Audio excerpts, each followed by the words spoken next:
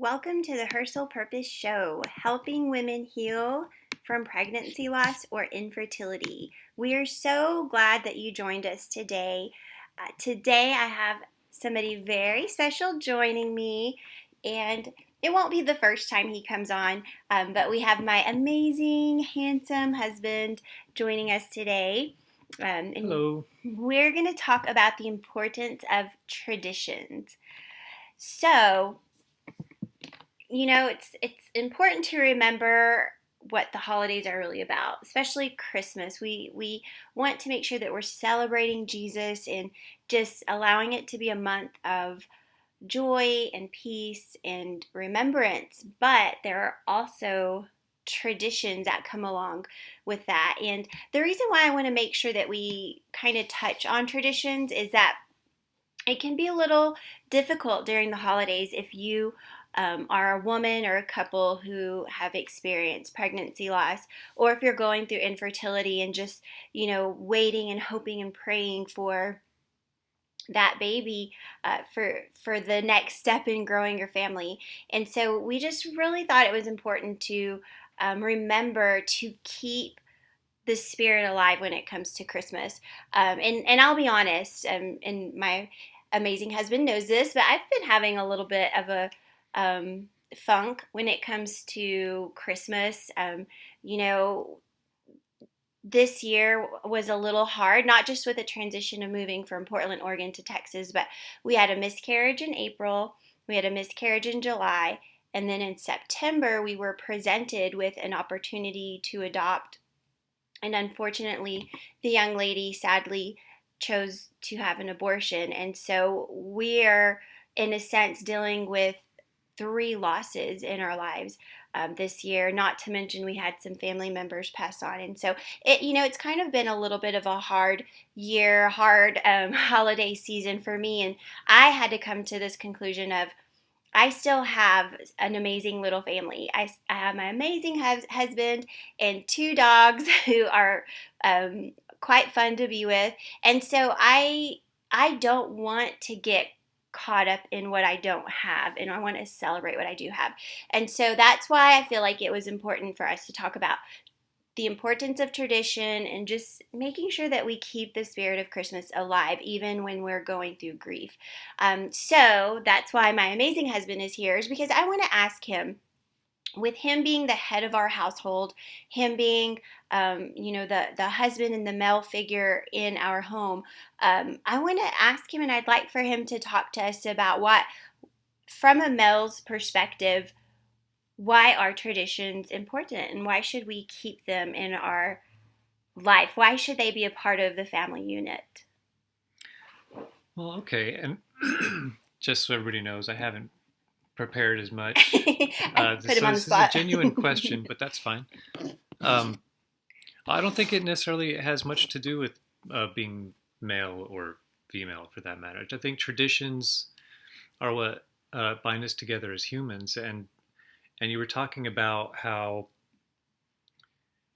how do you carry on? How do you get in the basically the Christmas spirit or any holiday spirit if you're going through grief? And I would say that's exactly why those traditions are there to begin with. And we did speak a little bit right before we went on about, just thinking about traditions and how Yeah. how if we have any of our own traditions, because I believe traditions are unavoidable. I think traditions are kind of just patterns that set themselves up in a way.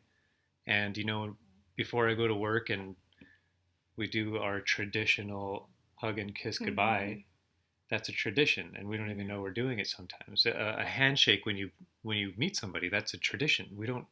Most people don't know why we do that. It's a handshake came about so that essentially men could search each other for weapons on their arms. Oh, wow. I see. I didn't even know that. Yeah, or like when you do cheers and you clink your glasses together.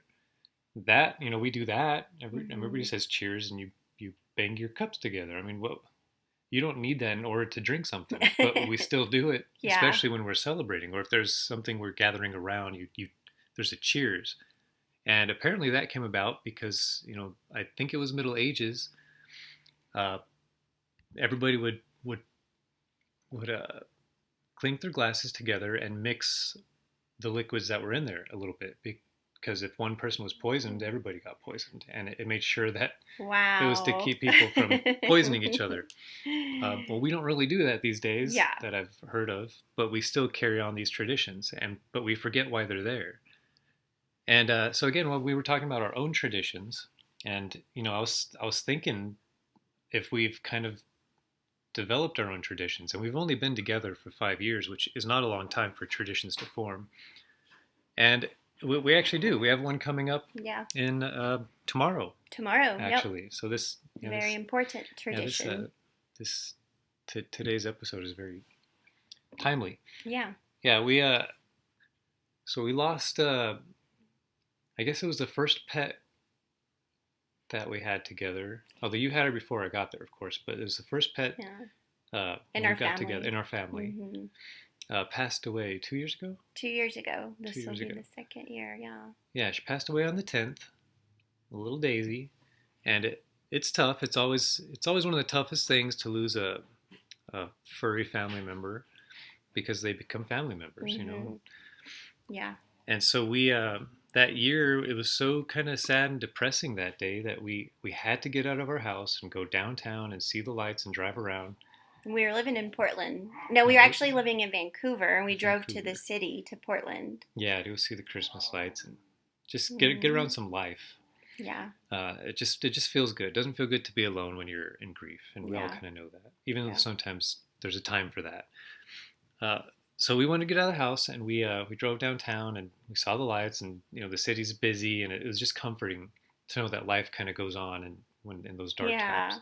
Yeah. And to just be around there and sit. And we found this. We were wondering what to eat, in honor of Daisy, and of course there's a hot dog store. It's like, well, there you go. I guess we'll have a hot dog. Yeah, and they were amazing. And so we went in there, and it had a window kind of overlooking parts of the city, and we had our gourmet hot dogs. And from then on, we just need to do this every December 10th. We need to go have a hot dog. Yeah. In honor of our first little buddy that we lost. And even the first, what's interesting about that is even the first year of doing, after like her year anniversary, which was last year, we could not, so the little hot dog place that we found had closed down. It went out of business. Yeah, we were just going to go to that same hot dog place because it was so good. And we could not find a good hot dog place in Portland. So we ended up finding this vegan Portland place. If you know anything about Portland, it's very only health food. Very you can't healthy. be unhealthy in Portland, even if you want to be. Yeah, and so we found a vegan hot dog place, and they were terrible. We didn't like them. No offense to any vegans out there. Y'all don't know how to make hot dogs. We did not enjoy these vegan hot dogs. And so now we kind of laugh at that too. We've giggled about it, like trying to, figure out. So now we're in Texas and we're going, okay, we're surely going to find a good hot dog place here. That'll be tomorrow. So that shouldn't be too hard. Yeah. Shouldn't be too hard this time. Yeah. But yeah, so even last year, the tradition was more important than the details in a way. So we technically didn't even need a hot dog because there was no hot dog in the hot dog. There was no hot dog. Yeah. But the tradition was still there, so it was we still did it. Yeah. Well, so that kind of leads us into the Christmas holiday, and that is a holiday of grief.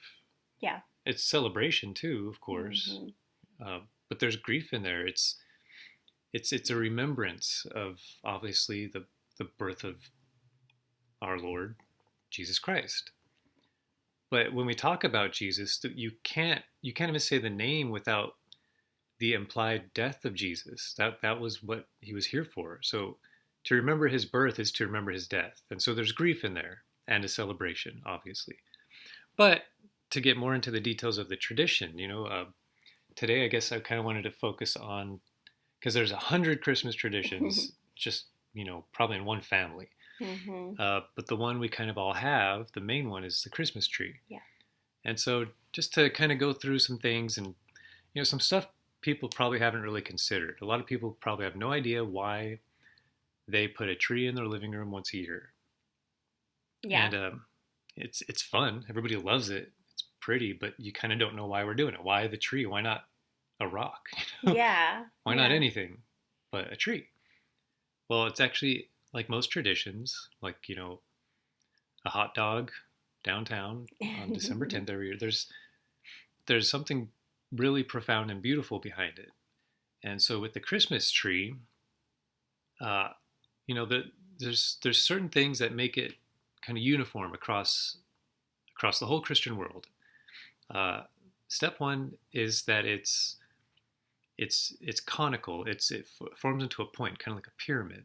It's the shape of a hierarchical structure with a one at the bottom and a wide base, a one at the top and a wide base at the Mhm. bottom. That's kind of standard. People have tried to use palm trees and these things at the fringes of society. That's okay here and there. But we all know a Christmas tree is a triangle. The traditional Christmas tree. Right. The real Christmas tree is a triangle. You can always make do, kind of like a vegan hot dog. Yeah. But all best case scenario, it's a triangular tree. It's not the same if you just get a. We have a little Charlie Brown Christmas tree. It's not the Yeah, same. it's not the same. Well, and so second is that it's an evergreen. Mhm. So something that's shaped hierarchically, something that's shaped like a pyramid with one thing at the top that is eternal. It's evergreen. It lasts forever. That's what it symbolizes? Obviously, a Christmas tree will die unless it's plastic. That'll still die. It'll just take 1,000 years, But that's that's the point. That's why you have a hierarchically shaped tree that does not die. It points to the top, and then so the next step is that's common across all Christmas trees is what's at top. And there's something that is lighted at top. Usually an actual light. There's a star, or an angel. Um, well, there's a reason, and the fact that it's not actually even on the tree, it's actually right above the tree. It's right above the top. Mhm. That's and that's hard to do. Everybody knows a Christmas tree. Yeah. It's always leaning a little bit. We can't even we're imperfect. We can't even get the tree right. But that's kind of the point too. It's the thing that's really unreachable, but that you should always aim for, is above everything that's important to you in your life. And so the tree is a model Hmm. of your life. It's a model of what's important to you in your life. You need the base. You need the things that you don't worship, basically. You need the day-to-day Mm. things, food, water. That's your base. You need that to stand on. The whole shape is important, otherwise it collapses. But it still refines to a point. Mm. And the more important things are at the top of that. Your family, your friends, your church, and then on top of all of that, the number one thing, which is above the whole pyramid itself, is the light. And Mhm. that's what you aim for.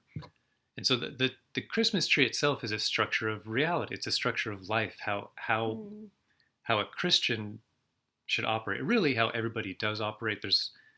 You can't help it. There's always something at the top Yeah. of your hierarchy. Hmm. But for some people, it's not the light. It's We're not all God. worshiping something. Right. It's unavoidable. There's Yeah. something that you're aiming. And sometimes if people reach what they're aiming for because it's not God, and they're still not happy. Yeah. And it could be wealth, Mm. fame. I mean, some people put that at the top and then they get it, and they're right back at square one. Yeah. And I'm even gonna say, since we are doing a show on pregnancy loss and infertility, sometimes we make our God or what we worship having that child, having getting pregnant. And so I also want to use this opportunity as a reminder for those of us, women or couples or even men do that, um, to not let that be your focus, not let that be your aim in life. It's a great, beautiful goal. It's a very godly and pure goal. But yeah, I just kind of wanted to throw that in there. Is we're capable of doing that too, as women and couples and men who want to have children. Yeah, well, that's why we decided a long time ago and we have no problem with IVF, but we decided we're not going to go that Mm-hmm. route because Yeah. that's not our goal. That's not what we're aiming for, even though it's in there. It's in the structure. It's near the top, but it's not at the top. And so we'll do it. We're working on our health. So Mm-hmm. this next year is going to be all about diet and exercise, and we're going to really try our best to lay the groundwork to build a life. And if that doesn't work out, then that's God's will, and that's what we wanted. And again, nothing against anybody that does IVF. Yeah. Uh, I see those babies as also God's will. That if every life is precious, but we decided that even if it doesn't happen for us, there's we can still bring beautiful things into the world. Mm-hmm. Yeah. And so that's what we're going to try to do. So, but yeah. So anyway, going back to the tree, uh, make sure that at the top of that tree there's something that's worth aiming at but unattainable, and Mm. and good. you want That's that to be powerful. Yeah. you want that to be. You can make an evil thing that too. Mm-hmm. But that's why something godlike, the light that guides the way, is at the very top, that you cannot reach, but you still aim for. So, so moving down into the other symbols in the tree, we all know a very classic thing is a ribbon around the tree that kind of spirals up the top. Mm. Sometimes it's not a solid ribbon. Sometimes but there's some sort of tassel or ribbon. Would the ribbon of lights count for that, or is there a different Yes, symbol for yeah, lights? basically as long as it's kind of a spiral structure Okay. that leads to the top, and that's just this kind of circumambulation of how life operates too. It's a Mm. spiraling, and at the base it's wide. You're so far Mm. away from the center, Mm. and we've all been there, Oh yeah. as far away from that light as we can get. And you kind of don't jump straight to the center. It's hard work. You're climbing up a mountain. And mountains are shaped the same way as the tree. There's a pinnacle at the Mm-hmm. top, and it's hard work. And as you go through life, as you climb this ribbon around the hierarchy, around becoming godlike, becoming Christ-like, uh, you encounter things, and that's with the ornaments and gifts, which traditionally are hidden throughout the tree and not just at the base. So as you go through this trail wrapping around life, you come across things, and we all know that. And sometimes you open what looks like a beautiful gift, and there's a lump of coal in there, Mm. Mm-hmm. but you don't stop there. And sometimes you keep going, you spiral around, and you come across what looks like a lump of coal, and actually it's a beautiful gift. Mm. And hopefully, if we're fortunate and God's smiling on us, we don't get those lumps of coal. Yeah. We can avoid them as often as we can. And you're guided by the lights up the tree to the top. And I hope that if you can, even when you're picking the tree, whether it's an artificial or you're going to chop one down. I mean, we do this too. When we do that, we're looking for the perfect tree. Yeah, that's true. And it's two neighbors, one house next to another, will have a completely different vision of a perfect tree. Mm-hmm. But those things are the same: the shape, the light at the top, and the road leading to the light. Mm. I love that. Yeah. And so, our house, we don't have a very high roof in our living room. And so our perfect tree, you can we're sitting here in the living room right now, and you can picture it. We're both looking in the corner where we've talked about putting the tree, but there's no Yeah. tree there yet, but we're both looking in that direction. So I Right. think, You can see the size, the yeah, shape. I think that's where we'll probably put our tree. Well, of course, yeah, by the windows. So that you can kind of envision this whole thing, and then you go out and you search for the right one. And the whole step, that's traditional too. Looking for the tree is part of the tradition. That's why you all know, the axe out in the woods in the snow, and Mm-hmm. that's all kind of in our psyche. That's where you get your Christmas tree, even though Yeah. now it's Walmart. Yeah. It's still there. You're still there, kind of with your figurative axe, and you're finding the right thing. And that's not it. That's not it. That one's perfect. That's perfect for us. You take it home. You put it in its place. You make it beautiful, which is making things beautiful in the world is going away. It's just there's this new strange worship of ugly things, and it's a shame, because beautiful things are hard to make, Yeah. and they're easy to break, but hard to make. And we need to keep those things sacred still. Yes. I mean, everything God made is beautiful. Mm-hmm. I mean, every building block of life is unimaginably complicated and perfect, except for us, of course. Right. we broke ourselves. We're kind of born broken, but that's okay. That's what Christmas is reminding us about. That we can there's a light at the end of the tunnel, and it's Jesus Christ, the reason for the season. Yeah, and where we're not perfect as humans, but we're perfect in Him, and He is perfect in us. Right. It's beautiful. Yeah, we're washed clean in the blood of the Lamb. That's it. Mm-hmm. I mean, how can you be clean in blood? And that's Right. kind of where that is. It's Mm-hmm. we're not clean that way. It's not about Dawn Mm-hmm. soap. It's about being clean in the blood of Christ's Yeah. sacrifice. Mm. So our sins are washed away with blood, and that's these are very very deep, serious things that we have forgotten because we don't know what the tree means. Mm-hmm. It's so true. I mean, yeah, it I didn't know either. I just well, loved my Christmas tree up. well, and a lot of people. This is kind of commonly known that they'll say, "Yeah, but trees are pagan. They come from pagan worship." Well, that's true. That's actually true. The whole idea of the tree was one of probably thousands of pagan traditions. But there's also a reason why some things are are tossed away and burned up, and some kept, Hmm. even in the pagan traditions. And that's kind of what Jesus does. That's why in traditional Christian imagery, the ass and the ox are next to the manger. Mm. You're not supposed to yoke an ass and an ox together. You're not. That's Mm. And there's a whole other podcast on why traditionally you don't do that. But the reason that shows up in the imagery, in the icons of the nativity, is because that's what Jesus does. He makes clean the unclean things. Mm. And the Bible talks about the weeds and the wheat growing together, and what gets chopped down and burned is the chaff. It's Mm. what's useless. Mm-hmm. There's a lot of useless pagan traditions that we don't even know about. They're just Yeah. lost in history. They're burned like the chaff, and fine. Who cares about Yeah. their pagan worship? But some things Christ can make clean, and Mm. I mean, Mm-hmm. pagans did not make evergreen trees. They didn't invent the axe to cut it down. They didn't invent light to put on top. Mm. It's not like they made these things.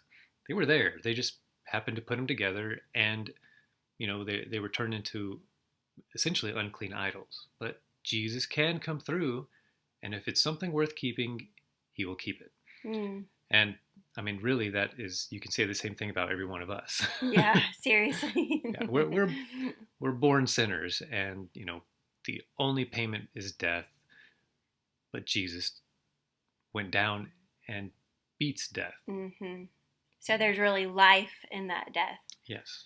Yeah, I love that. Yeah, and that Yeah. everything about lighting the house, all these whatever, and there's so many odd Christmas traditions around the world that we don't even know about. That it's the same thing. It's kind of like that vegan hot dog. Yeah. There's a reason behind it, even if it seems silly.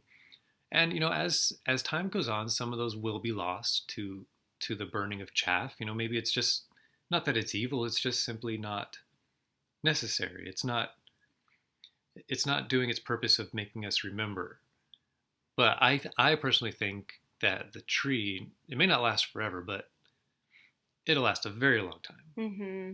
because it's the structure of reality. Yeah. And so the only thing that can change that is if those trees go extinct. But all that's going to mean is we'll find another cone-shaped object to throw in the living room, and it will live on. It will still have that symbolism, Yeah. and be that tradition. I love that. So That there so you go. much. That's at least my 2 cents on a Christian tradition and ours. And Yeah. I encourage you all to anybody listening to take traditions seriously and keep an eye on the traditions in your own house and get to the bottom of it. Like things you do every day, things that you repeat every day, and you don't need to do them to live. Literally, you don't need them to Mm-hmm. live or to even have a happy family, but you do them anyway. And try to figure out why you do them. Maybe you can make them better Mm-hmm. Yeah. or come up with new ones. I love that. And that's truly the meaning behind having this show today is um, kind of just remembering what those traditions mean and the beauty of them. And even if you're going through, a grieving season, one, it's okay to be going through the grieving season. But when we embrace the reasons why we do things. It can make it a more beautiful thing and give some meaning to this holiday, and just put some focus back on what really matters, which is at the end of the day, God. Right, and it's really an amazing way to keep us in remembrance and not forgetting. Hmm. You could always write it down, and it's written down. We have the Bible, but why not make it a beautiful way to remember something? Mm-hmm. That's what traditions do. And so, yeah, make this season as beautiful as you can. I love it. I love it. Thank you so much. Okay, well, y'all have fun. I'll get out of your hair. And tomorrow, if y'all want to join in with a tradition, maybe you've had a dog that you remember. Have a hot dog on December 10th. Yeah. You'll be part of our tradition even if we don't know it. And let us know Yeah. if you do. Yeah. If you want to, shoot us a message, we'd love to. We'll also remember your fur baby, when we're remembering ours tomorrow. Yep. All right. Well, bye everybody. Bye. Bye. Thank you, sweetie. So I'm so thankful that my husband was able to come on and just talk to us about that. I think it's truly important to know what these traditions mean, especially as we're going through the grieving season, because like I said, it can bring so much more meaning. It can, for a moment, take away a little bit of the sadness or a little bit of that sting. And I'm preaching to myself here because, like I said earlier in the show, I have been in a little bit of a funk trying to find, my Christmas spirit. And I've had to remember I need to focus on the blessings that I have. I need to focus on the blessing of Jesus in my life and not focus on what I don't have in my life or the losses that we have had as a family. And instead of shutting down, just coming back and saying, you know what, this is what the season is about. It's about that Christmas tree. It's about what's at the top of that Christmas tree. It's about the light that I hope that anybody listening is focusing on. And traditions it's a great way for families. It nurtures the soul of a family. And what I mean is that each family unit, each a married couple, we're one. When we took those vows, we became one. And whether you're married or not married, your family is its own unit. It's its own almost person. Each family almost makes up a person, and so having those traditions can nurture the soul of your family. And so I'm going to encourage you, just like my husband did, to pay attention to what the things that y'all do, that y'all continuously do. What are those traditions? What do they mean? And allow those things to nurture the soul of your family. And traditions can also help family members feel accepted and a sense of belonging. It can just really bring out the joy in a person to just do a tradition. And you know like we said, we're celebrating um, our fur baby tomorrow, and just celebrating the life that she gave us when she was alive with us. And yes, it's a sad occasion, but it's also kind of neat to look forward to having a little hot dog date with my husband, and just remembering the funny things that she did, and just how she reacted when I first got married. She wasn't a big fan of it, but then she suddenly, before I knew it, she Darin was probably her favorite over me. They just became buddies really quickly. And so that was the importance to me of talking about traditions. Just, allow your family to enjoy the season. If you're a mother who you have experienced pregnancy loss, but you do have other children, remember your children need you. Your family needs you right now. They need to remember these traditions. They need to still allow these traditions and allow the joy to move forward. So I want to encourage you to muster up everything that you can and try to enjoy this season. And I'm not telling you to ignore the grief. but rather lean into that grief, lean into the pain, because this might sound a little weird, but grief is actually good for the soul. Grief for that moment allows us to embrace God, and it allows us to embrace his mercy and his grace, and the love that he has for us. Our pain is understood. And so grief can actually bring a restoration in our soul. It can bring some cleansing in our spirit. And so I'm not at all asking you to ignore the grief or to step over the grief, but more so lean into that pain, lean into that grief, and remember who is that light, who is at the top of your Christmas tree. It's that light. Most of us put a star, or sometimes, I know when growing up we had the same little angel that we put on our Christmas tree, and that was a symbolism of Christ in our lives and Christ in our hearts. So hang on to those traditions, and keep going during this season.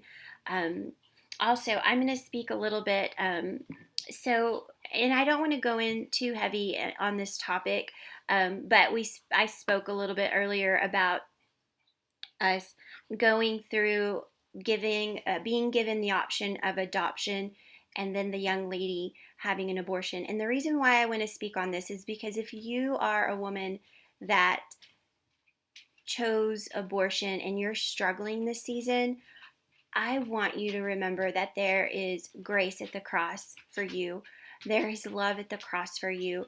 And I know it must be hard. I have a couple of friends who have experienced making that decision, and they still struggle with it years later. And my my encouragement to them is always remember there is grace at the cross. Remember how much he loves you, and I can't judge you. I don't know what your heart was. I don't know why you made the decision you made, but I do know that God loves you.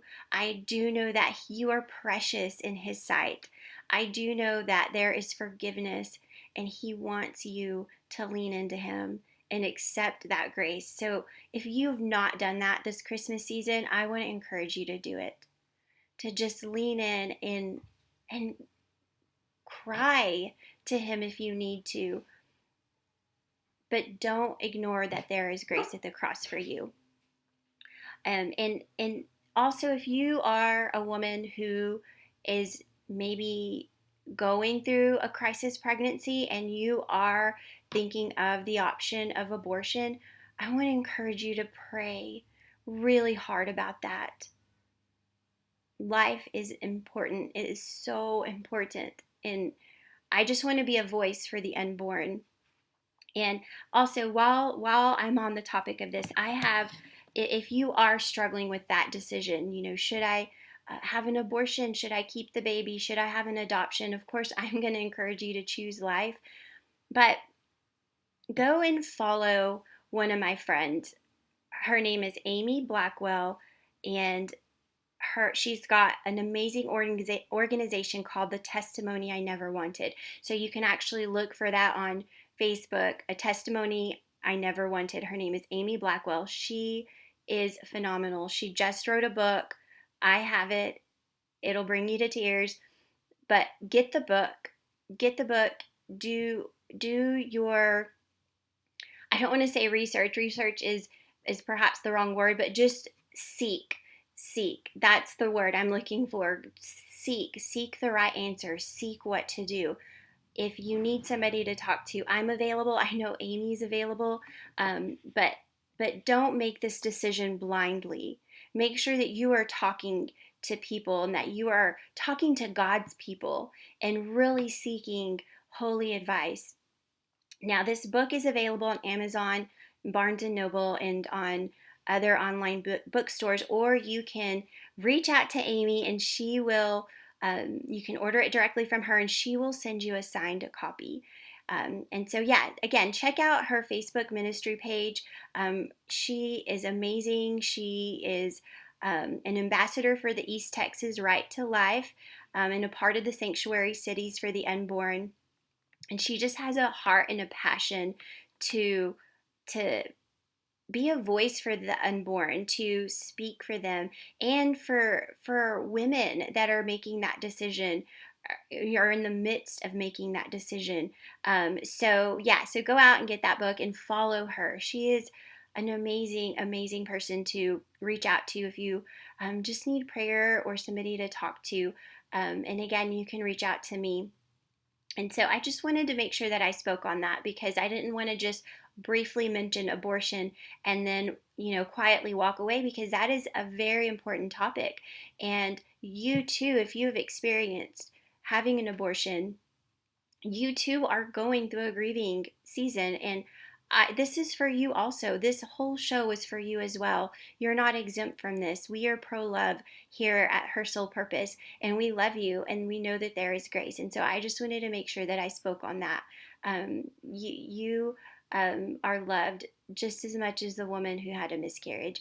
And so that is going to wrap up today's show, y'all. I'm so thankful that my husband was able to come in here and speak to you guys and just share what the tradition of a Christmas tree means, because that is the big one. That is the big tradition that most of us have on our Christmas holiday busy to-do list, is to get that Christmas tree up. That's what everybody talks about. Oh, I haven't even put my Christmas tree up, or I have my Christmas tree up, but it's not decorated yet. So I'm going to encourage all of us, including the Addis family, to put our Christmas trees up, and just not just put the Christmas tree up as a chore, as a holiday chore, but put the Christmas tree up in remembrance of the symbolism of it, in remembrance of the true tradition of it, and enjoy this holiday season. You are loved, you are cherished, and I hope you all have a beautiful, beautiful week. Bye.